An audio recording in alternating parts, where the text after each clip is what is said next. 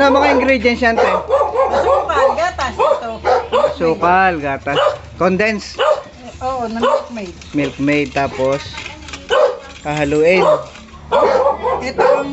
Ayan ang kasaba. Oo, tapos itong palabok. Ito ang Ito yung pangibabaw. pang-ibabaw. Tapos talagyan ng keso. Ayun. Yung gata, Andito na. mano-mano, ano ho? Oo. Mano-manong kakatasin, ano? Dito Kaya nyo, magkakayod dyan. may pangkayod, ayun. Yan ang pinakamasarap na kasaba cake, ano ho? Kasi niluluto sa uling na. Yun, ang sikreto, ano ho?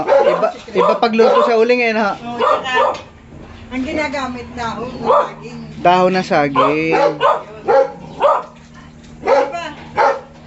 Bakit yung kasaba cake nyo hindi mapait? Bakit yung iba mapait? Nasa balingho yun? Ha? Nasa Sa balinghoy, sa uri ng balinghoy, ano ho?